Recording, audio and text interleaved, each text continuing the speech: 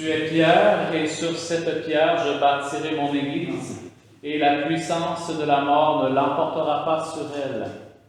Alléluia, Alléluia, Alléluia. Le Seigneur soit avec vous. Et avec votre esprit. Évangile de Jésus-Christ selon saint Matthieu. Gloire à toi, Seigneur.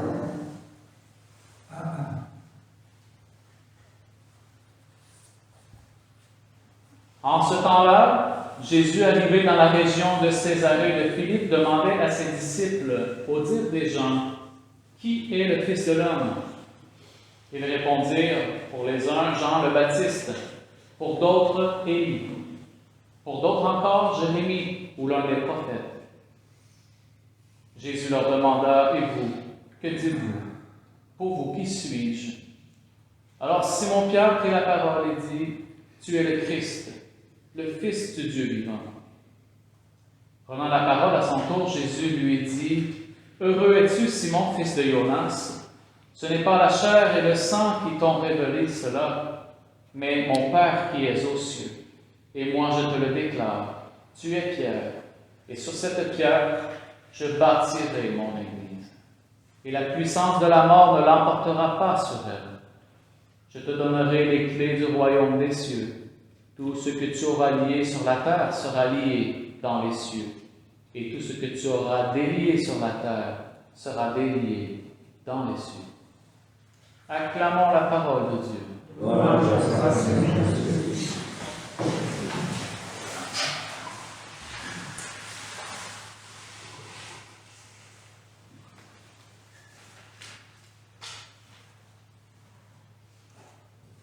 En cette fête de la chair de Saint-Pierre, nous célébrons en quelque part l'autorité de Pierre comme apôtre, comme le premier établi des apôtres, et comme celui qui doit se rappeler sans cesse que son rôle n'est pas un rôle de faire peser son pouvoir, comme on peut l'entendre parfois, les gens le penser au Vatican ci, au Vatican ça.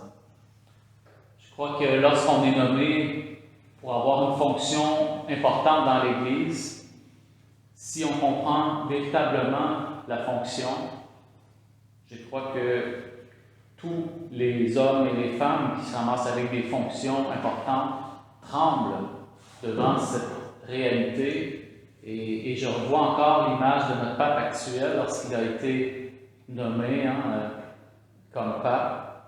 Il s'est mis à genoux et demandant au peuple de prier pour lui.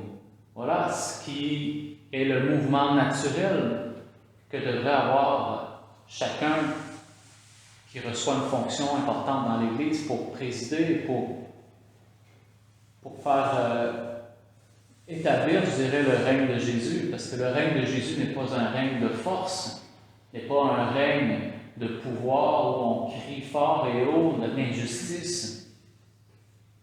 Ça, c'était plutôt le règne de Jean-Baptiste.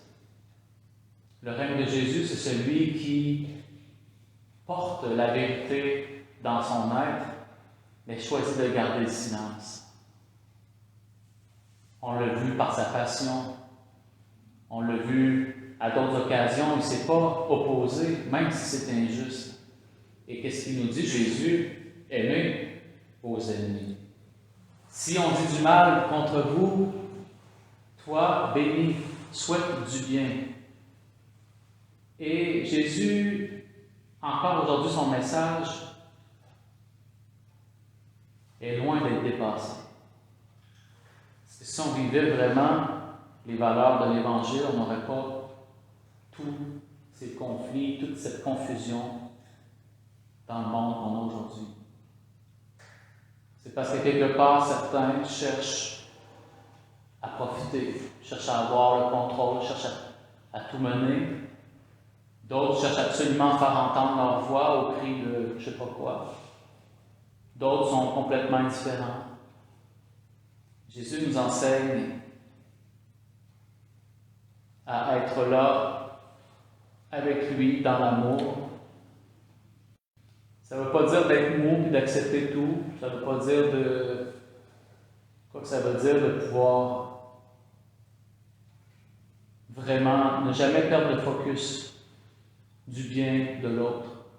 Et j'aime à revenir sur les textes qu'on a vus récemment. La règle d'or de Jésus, c'est quoi dans l'Évangile? Si tu veux que l'on fasse quelque chose de bien pour toi, fais-le d'abord pour les autres. Je l'ai dit dimanche, c'était les textes de ce dimanche. C'est tellement vrai et on le voit aujourd'hui encore dans l'établissement de Pierre comme le premier des apôtres. Les recommandations qui lui sont faites, c'est ceux-ci. Soyez les pasteurs du troupeau de Dieu, veillez sur lui non par contrainte, mais par plein gré, non par cupidité, mais par dévouement, non en commandant en maître à ceux qui vous sont confiés, mais en devenant les modèles du troupeau. Donc, ça ne veut pas dire, rien faire, ça veut dire prier pour avoir la bonne façon de réagir dans telle situation. Et la bonne façon, c'est celle que Jésus nous enseigne, celle que l'amour passe en premier.